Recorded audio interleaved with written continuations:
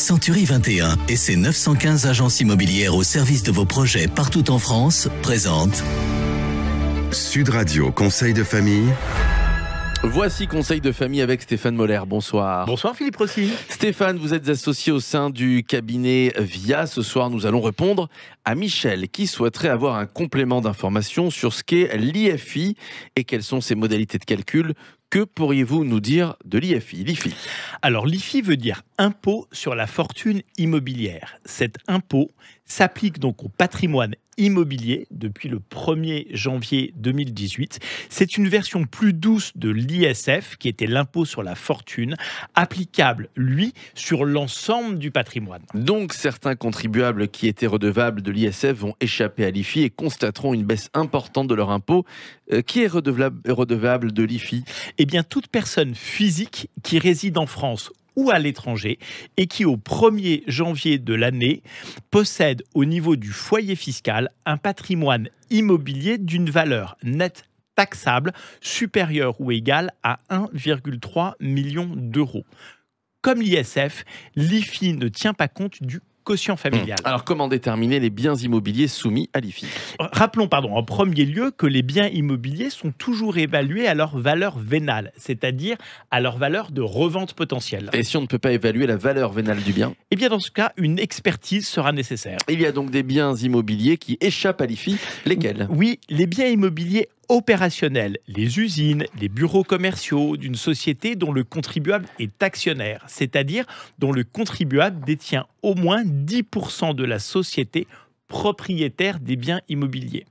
Les biens immobiliers affectés à l'activité professionnelle, mais aussi les biens des loueurs en meublé professionnels, aux conditions conjointes que les recettes soient supérieure à 23 000 euros par an et que le loueur réalise 50% de ses revenus grâce à sa location et que l'activité soit bénéficiaire. Autant dire que cette activité de LMP, il faut qu'elle soit professionnelle. Et puis aussi, les biens ruraux échappent à l'IFI.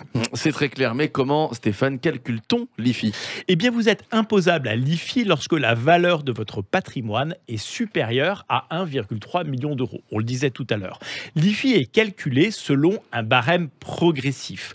En fait, si vous avez un patrimoine immobilier entre 0 et 800 000 euros, votre taux d'imposition est de 0. La fraction de valeur du patrimoine entre 800 000 et 1,3 million est taxé 0,5%. Et ce barème est progressif jusqu'à la fraction de votre patrimoine supérieure à 10 millions d'euros qui, elle, va être taxée à 1,5%. Par exemple, si vous avez un patrimoine immobilier de 1 million d'euros, vous ne payez pas d'IFI. Si vous avez un patrimoine immobilier de 1,5 million d'euros, vous paierez pas loin de 4 000 euros d'IFI par an. 2 millions de patrimoine immobilier, 7 400 euros d'IFI, etc., etc. Il faut préciser que les contribuables bénéficient d'un abattement de 30% sur la valeur de leur résidence principale et que l'on déduit des valeurs des actifs immobiliers les crédits qui ont servi à leur acquisition, leur construction ou alors leur embellissement. Merci Stéphane Moller pour toutes ces explications. Pour en savoir plus sur l'IFI, n'hésitez pas à prendre contact avec les équipes de VIA par le biais du site de Conseil de famille. Et je vous redonne l'adresse conseil avec un s-2-famille.com. À demain. C'était Sud Radio Conseil de famille. avec Century 21 et ses 915 agences immobilières au service de vos projets partout en France.